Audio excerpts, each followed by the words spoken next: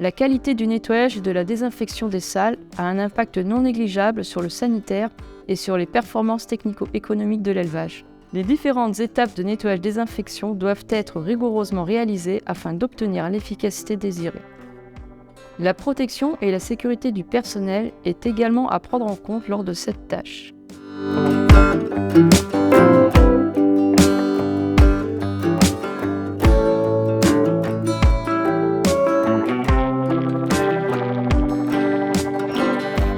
La personne devant réaliser le travail de nettoyage et de désinfection doit s'équiper afin d'assurer sa sécurité. Les différents éléments de protection individuelle doivent être adaptés à la morphologie du travailleur. Des bottes coquées ainsi que des gants et une combinaison, le tout imperméable, doivent être enfilés avant de commencer le nettoyage ou la désinfection de la salle. Le port d'un casque de protection auditive et le port de lunettes de protection ne doivent pas être négligés. Lors de la manipulation de produits détergents ou désinfectants, le port d'un masque à cartouche est recommandé. Attention à bien choisir le filtre. Celui-ci doit être combiné, c'est-à-dire protégé des particules mais aussi des gaz et des vapeurs. La date limite d'utilisation doit être respectée. La durée moyenne de saturation des cartouches est de 20 heures d'utilisation et une fois l'emballage ouvert, la durée d'utilisation est de 6 mois si l'utilisation est occasionnelle. Si une odeur ou des difficultés respiratoires sont ressenties, les cartouches doivent être changées. Lorsque le masque n'est pas utilisé, les cartouches doivent être nettoyées avec un chiffon humide ou une lingette nettoyante, puis stockées détachées du masque dans un contenant étanche et au sec. Ce type de cartouches doivent être à usage individuel, il ne faut pas les partager entre les différents travailleurs.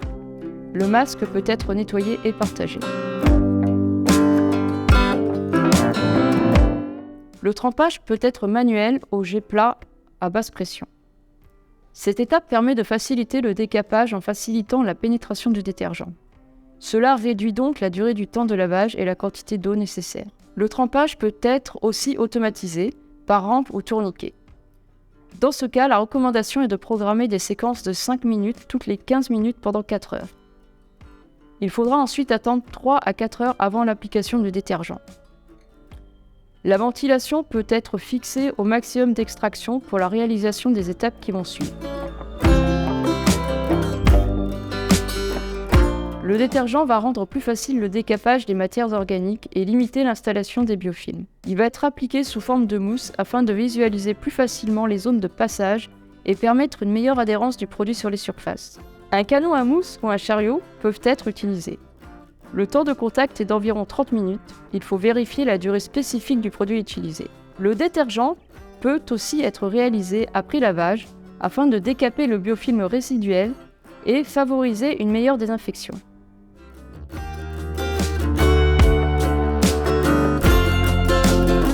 Cette étape va se réaliser du haut vers le bas et du fond de la salle vers l'entrée, sans oublier le dessus des caillebotis dans un sens puis en sens inverse. Une pompe à haute pression, 160 bars et 20 à 25 litres par minute, munie d'une buse rotative. Il est recommandé, surtout en maternité et en post-sevrage, de procéder à un rinçage au jet plat à basse pression après le lavage afin d'éliminer les petites particules et l'eau accumulée dans les auges. Un robot de lavage peut être présent dans certains élevages.